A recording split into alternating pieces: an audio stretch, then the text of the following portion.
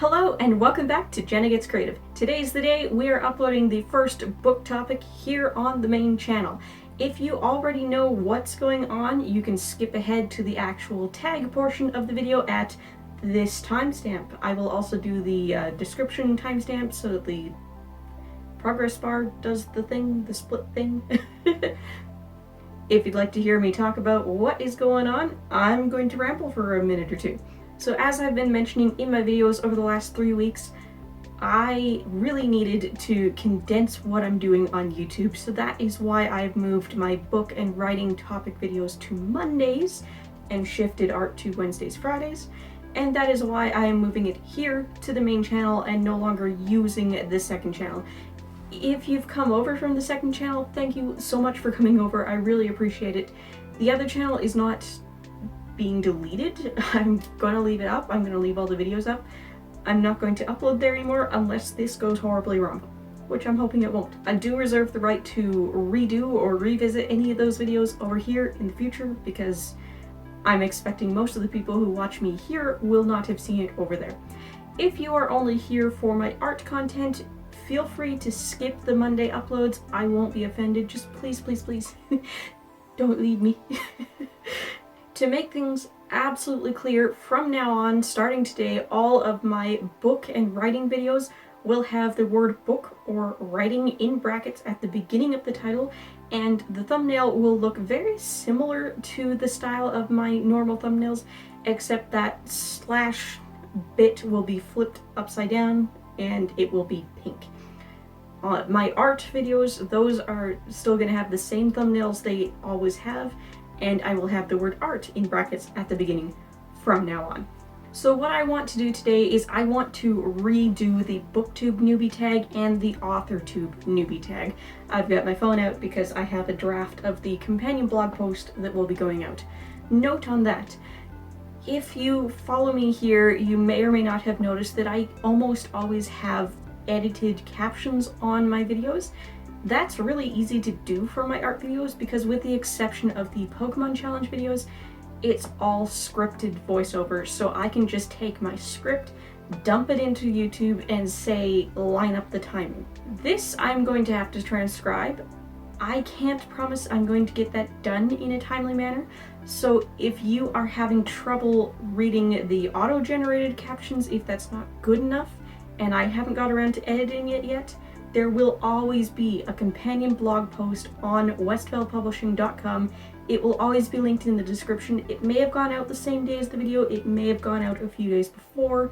It will be linked, it will be largely the same content, so you can go read that for better understanding after or instead of watching. I won't be offended. The BookTube Newbie tag was introduced to the BookTube world by Brenda C, and I will link her original video down below. The AuthorTube Newbie tag was created to be the same thing but for the AuthorTube community, and it was created by Megalator of iWriterly. I'm not sure if she actually recorded a video herself. She may have been around too long to feel right doing it. If she did, I will link the video. If not, I will link her blog post with the questions and instructions that I got this off. I've already done both of these on the Westveil Archives channel, so I'm going to jazz it up a bit. We're going to take questions from the two different tags on an alternating basis, except at the end the AuthorTube tag is longer. There will be 3 AuthorTube questions at the end. Some of my answers are going to be exactly the same as they used to be, some of them have changed. So I'm just going to reference my draft of the blog post for the questions and remind myself of what I said, so that I'm consistent. How did you find out about AuthorTube? I have no idea what I was searching in YouTube to come across this, but I came across Jenna Moressi's channel. I loved her advice, I loved her personality, I bought her books, I've read her books, I volunteered on her street team for The Savior Sister. You've probably seen all of the videos I did on this channel for it. That released last month, and it's doing really well. If you somehow haven't managed to hear about it, I will link my review. First BookTube question, why did you start this channel? Well, I started this channel as a viewer account on YouTube back in 2007, and for the longest time I did have some home videos of pets and friends dance competitions. I started using it as a channel in May of 2018 for my artwork. I've been uploading art here consistently ever since, with the exception of my usual early January break. I started the BookTube and AuthorTube efforts on the Westveil Archives channel May of this year, 2020, and I'm moving it here now, November 2020. Why did I start BookTube and AuthorTube in particular? Well, when I started uploading art content, I was finally actually creating art on a regular basis, at least twice a week. And I wanted to do the same for my reading habits and my writing habits. Reading habits, absolutely. Between doing BookTube and between the blog that I started about the same time, I am reading voraciously again, which is great. I've always been a reader and I love it that I am a voracious reader again. Writing, it hasn't done it for writing yet. I'm still hoping on that. What genres do you write in? For adult category content, I love science fiction and fantasy, and I do have works in progress in both of those. But I also have some children's stories in the works that I will be illustrating myself, and they're Newfoundland local interest stories. What are some fun and unique things you can bring to BookTube? Illustration. If you've been on this channel, on the art channel for a while, you will already know that I have done book fan art on many occasions, and now that I'm officially doing BookTube here on this channel, I might actually incorporate that into my book videos more often. If you can hear a cat screaming, that's Camo. She does this late at night. What is your preferred writing tense, point of view, and category? Tense, past, continuous. That is the one where people who like to nitpick but don't really know what they're talking about start to criticize you for the use of the passive voice. It's not. It's past tense, it happened, but you're talking about what people were doing as something happened, that sort of thing. So you will get ing verbs in there, but it is properly written past tense. Point of view, either first person or third person limited omniscient. And category, adult. With the exception of the children's illustration projects I do have planned, mostly I like to write for an adult audience. Even when I was a teenager, I was planning stories for an adult audience. I didn't actually know that YA was a distinct category when I was a teenager, but I don't write teenager coming-of-age stories. I write adults doing things. What are you most excited about for this new channel? And that is from the BookTube tag. What I'm most excited about rebooting my BookTube and AuthorTube experience here is just the fact this channel is already established, which means it will get suggested more in the algorithm, and it also means that my art audience, the portion of my art audience who have been meaning to check out my book stuff but haven't made it over to the channel, well, here it is right in front of you on the main channel. And I get it. I know what it's like. You find a channel, you love their channel, you find out they have another channel, you have every intention to go look at that other channel, but you don't. It just doesn't happen. Well, now I'm not using another channel, it's all here. Are you a plotter, pantser, or plantser? If you're like me and you had no idea what the plantser term was before this tag, I'll explain it. So a plotter is somebody who plans and plans and plans and outlines and has everything figured out before they write that first draft. They tend to write faster because of that, because when it's actually time to write that first draft, it just happens. The book just writes itself.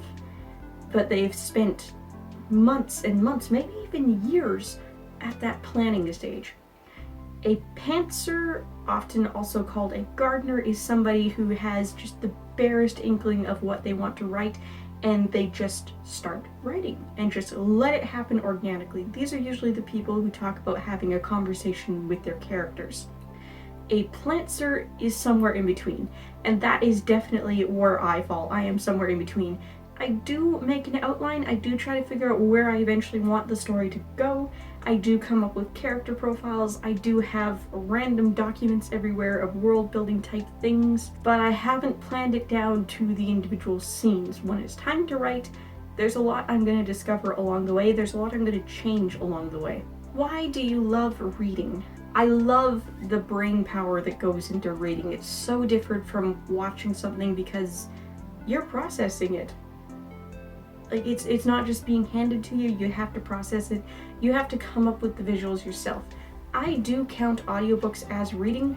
It doesn't matter if you're the one reading it with your eyes or if it's being read to you. This is still a non-visual medium, and you are imagining it in your head. You are constructing the scenes as the author has described it, and you're free to fill in the gaps. You're free to disregard how they describe characters. In my original video, I made a Harry Potter reference, but we are not promoting J.K. Rowling here. We will never promote J.K. Rowling here. This may be the last time you hear me say that name on this channel. But yeah, that's why I love reading. You get to escape into somebody else's world, and you're not being passive about it. Are you self-published, traditionally published, or yet to be published? I am yet to be published mostly. I have not published any of my novels or my illustrated children's stories yet. I do have plans, but that hasn't happened. Where I am published, poetry. In high school, I used to enter these, it was called BC Tell or BC Tella, BC Teachers of English Language Arts. They held an annual competition for students from grades 6 all the way through grade 12 to write poetry and short stories and essays and have them included in these published anthologies. And I received honorable mentions many years, but this year, the 2002 to 2003 anthology, I was actually published. It got published in my grade 10 year. It was my 10th grade teacher who signed off of it, but the poem I wrote in grade 9. So here it is, just in case people don't believe me, think I'm reciting something memorized to you. It's right here. Page 109 of the 2002-2003 Voices Visible Student Writing Journal in the junior poetry section because I submitted as a 9th grader. The meeting place. Wild and free like the honeybee, jumping and playing in a sunlit meadow. Into the forest upon hills they flee, into the safety of the shadow. Flying high and running free, diving deep and swimming. Retreating to the misty sea, here the spirits come running. Now dance and play by the willow tree and watch the bright sunset. Fun, fair, and fancy-free, where the spirits and I first met. What does it mean? I don't know. I wrote it in the car on the way to visit my step-grandparents. Summer before grade 9, used it as a project in grade 9, and then submitted it in grade 10 to this. What book or series got you into reading? Well, Mom read to me when I was very little, so I don't know when I actually first started reading, but the books that got me excited about story time were the Pony Pals and the Boxcar Children. And then when I started reading for myself, it was the Bailey School Kids and these guys, the Star Wars Jedi Apprentice series by Jude Watson. This one in particular, book number 5, Defenders of the Dead, is my absolute favorite. This one has Sarasi and Neild. They are from the planet Melita Dan. It's a tale of two cities except the entire planet. And young apprentice Obi-Wan temporarily leaves the Jedi to help them. What publishing company, literary agent, and/or printing company are you represented by or use? If you're not published yet, what is your dream publishing house and/or agent? So I am not published yet. For my adult content, science fiction, and fantasy books, I would have to say my target publishing house, my dream, would be Tor, Ace, Del Rey, Daw. Any of those, that would be the dream. I'm open to self-publishing. I'm more than open to it. That is actually the plan. I will probably query when I'm ready, but I probably won't query very long. Unless I land a great agent or something, because, you know, it would be the dream to be in the big publishing house, but, like, I've been helping self-published authors on their street teams, and it's a lot of work, but, like, if you know what the work's gonna be, it's doable. For the children's illustrated stories, since those are going to be local interest and I would really like them in all the tourist trap places, it would be easiest to be traditionally published so that you have that publishing house working for you. Particularly a small regional press who's really want to work for you. So I would either go for Breakwater Books. I'm on their PR list. I have books coming in from them to review repeatedly, and I feel bad because I'm really behind on it. This whole stack plus 2 more. I've got one in my cabin bag and I've got one downstairs that just came in. My other choice would be Flanker Press. What questions would you ask your favorite booktubers? How do you blow up? Because, you know, there's so many booktube channels that I like and follow, and they make it big in the first year, and I don't understand that. Like I just said, I've had this account since 2007, and I started uploading on a series basis May of 2018, and I only just hit 1K in the summer, and I still don't have the watch hours to monetize. How do you do it? By the way, quick little break there. If you are familiar with this channel, if you've been here as an art viewer, you do know that all year on and off I've been teasing that I'll be doing a big international giveaway once I'm eligible for the YouTube Partner Program. That's still gonna happen. I still haven't qualified. That's still in the works. I've been promising a big package of art supplies and a small original artwork, and of course that appeals to the art audience, but if you're here for the book and writing content, I need your opinion. Should I have an alternate prize that is more bookish, or should I have 2 prizes? What AuthorTube videos can we expect on your channel? Alright, so being completely honest, you're mostly going to get BookTube videos on these Monday uploads because I haven't been reliably working on my own creative writing projects. I've mostly just been reading and doing my blogging and doing my art, and I lose time or forget to actually sit down and write my creative writing projects, my novels in progress, my children's stories in progress. I need to fix that. Somebody slap me. But I do have some writing topics I would like to do. Whenever I find writing related tags, I'm gonna do them.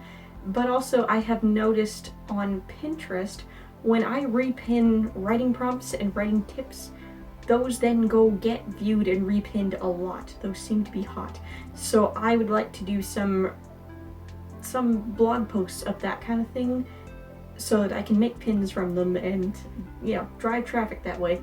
And when I do those, I'll turn them into videos. Once I finally do get closer to the publishing process for any of the works in progress, then you'll start to see more actual nitty-gritty, this is how it's going, this is what I've learned kind of AuthorTube videos. What challenges about starting a new BookTube channel do you think will be hardest to overcome?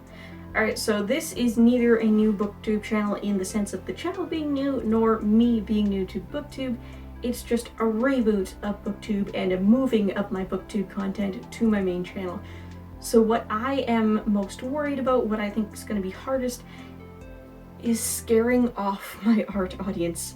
Please, please, please don't leave me. I don't expect my art viewers to watch this en masse, and I don't expect people who discover this to watch my art en masse. It's okay if I'm collecting 2 or even 3 completely separate groups of audience. I'm just scared of scaring people away. Please don't make me regret moving my content here to my successful channel. When did you start writing? As soon as I could hold a pencil, really. My mom kept a bunch of my like kindergarten age stuff and preschool age stuff even, and my sister will be the first one to bring out and laugh at one of the things I wrote when I was like 4, 5, I don't know. It's titled The Apple Chi. I did actually spell tree as C-H-E. It starts off with this illustration of an apple tree done in Crayola markers. I think even on lined paper. I don't think I've used plain paper. And then it's 5 or 6 more illustrated pages stapled together that do not flow together. It is not a coherent story, but it's a book and it's called The Apple Chi. Once I got into primary grades, I started trying to actually write coherent stories. I had some stories about the lost Pegasus, and it was kind of an ugly duckling story. It lived among the unicorns, but it was a Pegasus. Or maybe they were all just winged unicorns. I don't know. I had stories about Barkerville. I had this really morbid comic strip about a groundhog that got shot. But I've always been creatively writing ever since I could write, ever since I could kind of spell. Apple Chi, remember. When did you start reading? I've kind of already answered this. Mom read to me for as long as I can remember, and I started joining in on the story time as soon as she thought I was ready for it. When did I start reading completely independently? Grade 3. Grade 2 was kind of a setback in reading for me because we had these awful reading textbooks. You were assigned one of these like really thick, like this would be a good example of what these books looked like, except they were printed in like the 50s and they had teeny tiny use a magnifying glass font and they were so boring. And in order to graduate to these fun illustrated 20-page readers that you could go pick what you wanted to read from a basket of your level, in order to graduate to that, you had to graduate through all 4 levels of these things. And I hated it. And I had the same one in my desk most of the year because I refused. So that was a huge setback in my reading, and I'm honestly, to this day, not sure if I ended up on the older side of a split class because my reading was weak, or because I was pretty much the only person who would hang out with this other girl who really needed to be in that class. She was my best friend at the time. I won't name names because her husband has a channel here on YouTube, completely unrelated topic, but it's possible you would find her if I said any more. So since I was on the grade 3 side of a 2-3 split, we did a lot of buddy reading within our own class with the younger grades, with the younger students, and that gave me the confidence I needed. I started reading particularly Cat Kong and Dogzilla to my reading buddy on the grade 2 side, Annie, and I loved it. I memorized Dogzilla eventually, and that was what got me to love reading again. And I went from barely being able to read a 30-page illustrated kids book to reading an entire Bailey School Kids chapter book in 1 grade, in 1 school year, because I was finally given the chance to love reading again. What was the first story you ever wrote? I also already answered this, so let's talk about the first time I tried to write a novel. 2 things come to mind. First of all, these guys. I wrote my own version of these. Blatant ripoff. I had my own set of humanoid alien species, and they were based on Venus, and they had Padawans and laser swords and used the Force. That was about grade 6, grade 7. Grade 5, grade 6, my friend Nikki and I created our own pantheon of mythical creatures, and I took them and used them as characters and had soap opera worthy dramas that I had a series of these books written.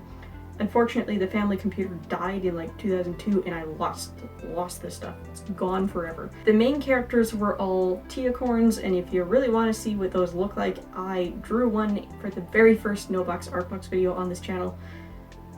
Not my best work at mashing up 2 animals together to try and make a mythical creature, because it's... Go see, you will see. Maybe I will revisit that one someday. The main characters were Teacorns, which is basically a tiger on the front, horse on the back, with the horn, and also wings, because why not?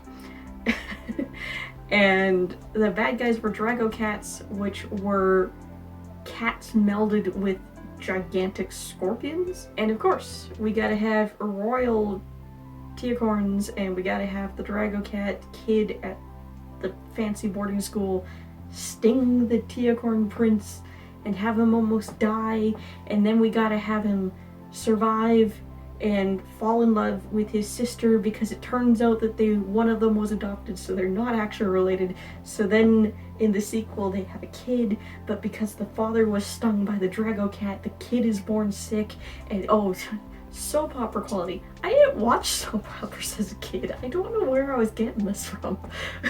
Where do you read? Anywhere. I have always got a book with me. Whether it's an ebook or a physical book, I've always got one with me, and I can and will read anywhere.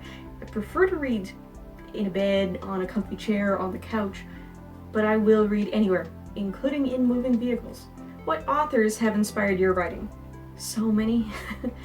In science fiction in particular, I am most inspired by Robert J. Sawyer. He is my #1 absolute favorite author. He is Canadian. He has won every important award for science fiction and fantasy, and he's also been awarded the Order of Canada. I was fortunate enough to meet him during his book tour for Wonder, the conclusion to the WWW trilogy.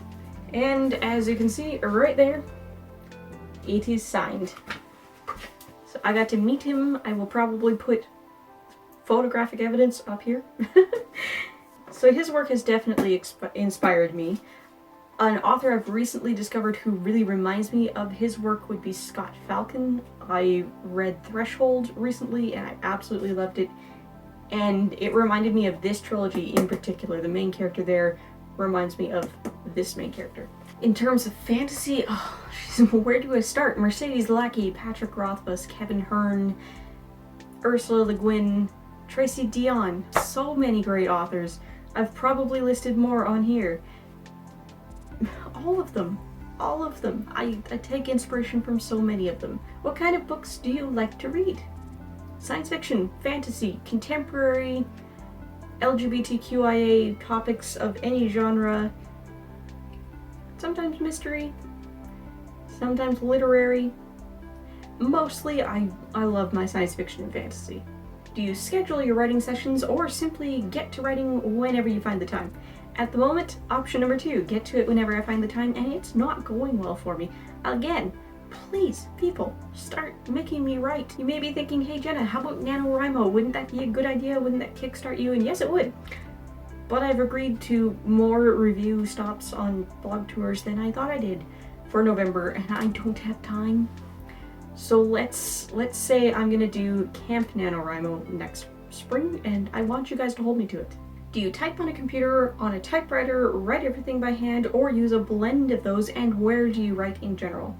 A blend of those, and I write wherever I sit down to write. These days, normally I'm going to be typing on a computer, that's my laptop, and I'm going to be doing it at the couch with the coffee table in front of me, because that's my everyday setup. That's how I edit these videos too. That's how I blog. That's where I do everything. I used to do a lot more writing by hand when I was younger, mostly before I had a laptop of my own. When I was a teenager, I took my copy of The Lord of the Rings, my big bind up of all 3 books, went to the appendices at the back, and I looked up one of the alphabet charts. I believe it was Kurth, the Elvish runes that look like the Dwarvish runes. Not the fancy scripty ones on the ring, but the ones that are more Old Norse. I learned from that chart the way that Tolkien intended for it to be, and then it evolved over time. I've now added symbols to it, and I've inadvertently switched them around, but I used to write all of my diaries in this other alphabet when I was a teenager so that my sister couldn't read them.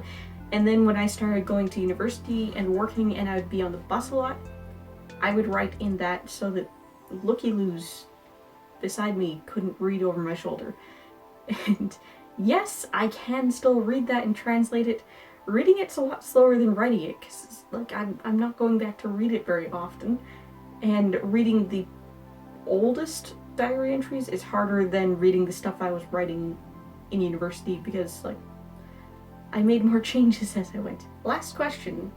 What are you most looking forward to now that you're a part of the AuthorTube community? Well, I've been a part of the AuthorTube community since May, but I am hoping to do more AuthorTube content now that I'm moving it over here. I'm hoping that you guys will like ask for it, keep me accountable for it. What I'm most excited about being part of the AuthorTube community versus the BookTube community is connecting with other social media authors, learning from them, collaborating with them, interviewing them, having a cheering squad, basically. I've enjoyed so much being on the street team for Jenna Moreci and for Meg Latour. By the way, consider getting Meg's book when it comes out 2 weeks from now. The Cyborg Tinkerer comes out on the 17th. And Jenna Moreci, The Savior's Sister, came out on September 29th. Available everywhere. Go buy it. Great books. Again, link to the review for The Savior's Sister will be down below. I reviewed The Cyborg Tinkerer on the other channel, I may link to it, I may just link to the blog post version, and I may redo that here at some point. If you're looking for more to watch right now, I've got some suggestions over here on the left side of the screen, and if you liked what you saw, like, comment, consider subscribing, and if you like living life creatively, whatever that means to you, I'd love to have you along for the ride. Bye guys!